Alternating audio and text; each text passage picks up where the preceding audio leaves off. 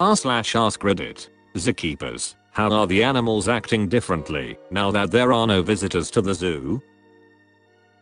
As a zookeeper coordinator, I've been working at the now closed zoo almost every day for the past month. Animals that are free roaming, peacocks, iguanas, are more active and follow keepers around like they usually do with visitors. Most of the others don't show much change in behavior. Although birds like swans and flamingos are using the edges of their habitats more. True. I haven't found much change in pets or those animals that are being well taken care of. I have noticed that this has mostly affected stray animals whose only source of food was by eating all they found on the streets/parks. Since nobody is around, they don't get food. I do my best by feeding like 10 to 12 stray dogs who come to eat at our farm. It makes my day watching them eat. Most of our animals are happy as long as we can keep their routines, feeding times, etc. For some they need a little extra. We do public encounters with our koalas, wombats, and snakes among others, so we spend an hour or so a day cuddling and handling these animals to keep them happy.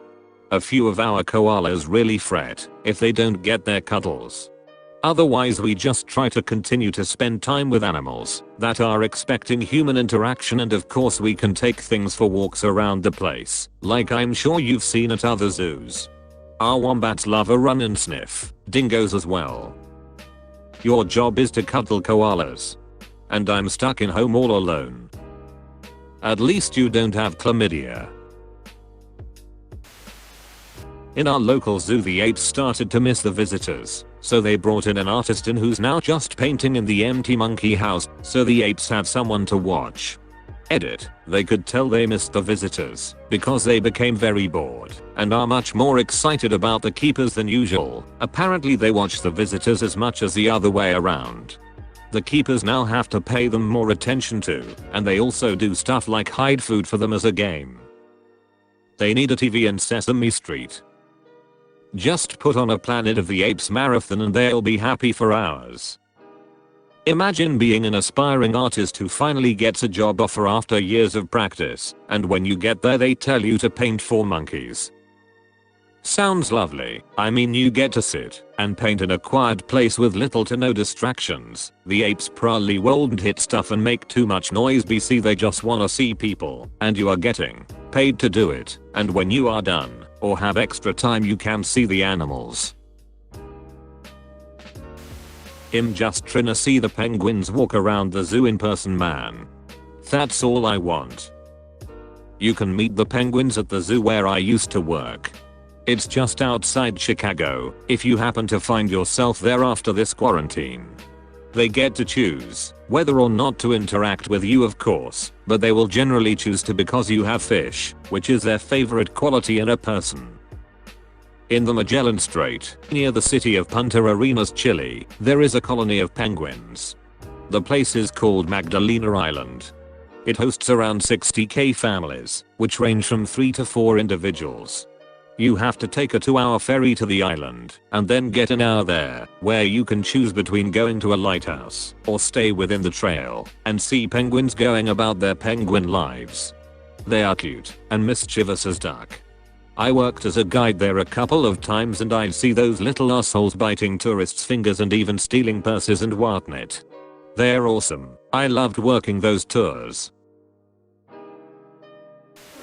Due to temporary staff cuts, they no longer have the people to regularly walk the wombats. Some of the wombats are holding the keepers personally responsible. Imagine having a 20-kilogram chunk of muscle with big rodent teeth mad at you. I'll be a volunteer wombat walker.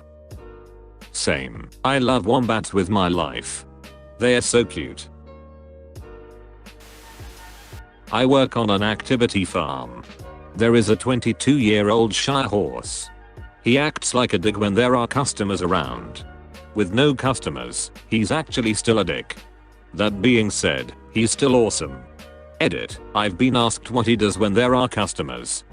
Basically, if he sees any customer feeding any other animal in the large barn where he hangs out in the day, he will stare at them and stomp his front hoof on the ground. That guarantees they look at him. If they don't immediately come over to feed him, he will start kicking the heavy metal bars that divide his area and the pen next door. This makes one hell of a noise. And he will keep it up, all whilst staring at the person with the food. If they feed him, then he rewards them by slobbering all over their hands as he takes the food. Also, at the end of the day, he is really good at telling the time. He knows when we close and what time he should be released from the barn and taken to the field/stables, where he spends the night. If he isn't let out bang on time, he starts kicking the shit out of the gate at the back of his pen. This is a big metal gate, and it sounds like someone playing a giant glockenspiel with a sledgehammer. He will keep this up until it is opened. Some customers are just scared to hand feed him.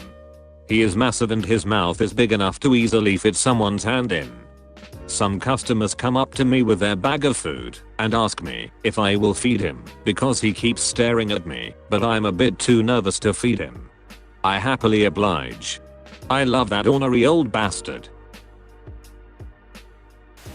My wife works at the gift shop for our zoo, and the other day we had to go move some stuff around in the store because due to some heavy rains, it had flooded a bit.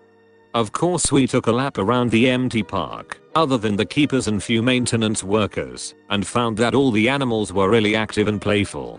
A lot of them seemed really curious about us too. I'm sure they get used to seeing crowds every day and were starving for attention. Or maybe 2 people is a more manageable number to approach. If I see one cat on a footpath, I'm going to try and make a new friend.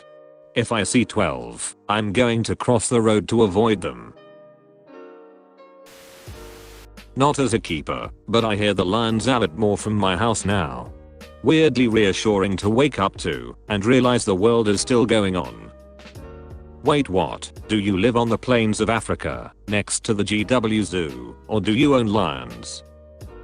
Nothing that exotic, sorry to disappoint. I live very close to a large zoo in the UK.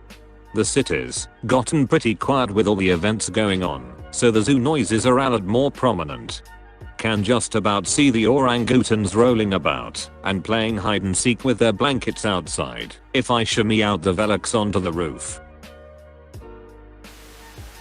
The 2 pygmy hippos, 6 bison, giant anteater, and lowland tapir I took care of. I'm temporarily laid off, didn't have any change in behavior.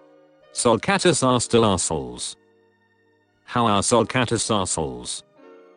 They're just always in the way whenever you try to do anything.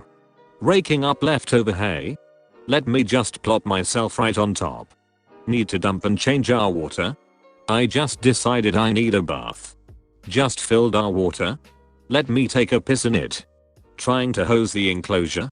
Let me repeatedly cloth line myself. Trying to scrub my shit stains off the floor? I need to be on top of it now. And take another shit. Another tortoise is bleeding? Let me try to eat his foot overnight. Another tortoise is trying to eat my bleeding foot. Let me just sit here until someone finds me in the morning and not try to move or get away. Trying to bandage up my bleeding foot and provide antibiotics? Now's the time for me to struggle and thrash around. Oh, you installed heat lamps to help my healing process? I'm gonna sit in this corner and go on a hunger strike. Stuff like that. The guests love them though. They're likely the most popular of all the animals I took care of. My girlfriend is a zookeeper and animal behaviorist. She says their animals are becoming stressed. One of their African greybads has been plucking his own feathers. She also mentioned that, because they can't touch many of the animals due to the virus potentially spreading to another zookeeper, many of the animals are looking and acting depressive, not eating well, etc. God damn it, this made me sad. I'm terrified of birds, but they still need love too, damn it. The pandas could finally get it on. 10 years they have been waiting for people to leave them alone. Imagine waiting for privacy for 10 years, finally get some, only to have pictures of you getting it on plastered all over the internet. I don't have to imagine it. Not a whole lot of change, but animals definitely missing out some enrichment of seeing guests, especially the otters that follow the kids in the glass underwater. Takin, maned wolves, bison, gibbons, bopies, lions, etc. all are about the same. Some of our animals that are skittish have been standing closer to the fence where guests usually are. Zebras, gazelle, which is nice. There's one kangaroo that still tries to box me while the emu is shifting. The one peacock still really doesn't like taking his medications, of course. I have noticed that the crows in the city are behaving a bit differently as well and are being a lot braver, lol. I've taken to feeding the birds since this whole thing started, and the crows used to be pretty okay with the seagulls barreling in and taking food cause there was always more than enough. Now I see crows scouting and scooping up multiple pieces of food at a time to bring wherever they are hiding the flock, risking getting snapped at by rabid seagulls. I would only rarely see crows take the food away, and it was always after they'd eaten plenty. Now 9 of 10 times they're squirreling it away. Oh shit, that hadn't occurred to me. Seagulls basically live off human food from beach goners, parking lots, etc. They've got to be starving. Well, they are acting like assholes, but that's always the case, so it's hard to tell. I'm an aquarium keeper, and I've certainly noticed a change. Fish are not as stressed as they used to be, as there are no longer children stomping around and banging on glass screaming, "Nemo, Nemo, it's Nemo," at every clone fish. We brought some of our younger penguins down to let them watch the fish, and they were intrigued but confused as to why they couldn't catch them through the glass. Our octopus has become much more friendly as well, and instead of hiding all day from people, enjoys playing with small baby toys or solving food puzzles. It's been nice. I wish there were guidelines people had to sign to behave at zoos before entering, but at the same time, they are the lifeline we so desperately need to keep functioning.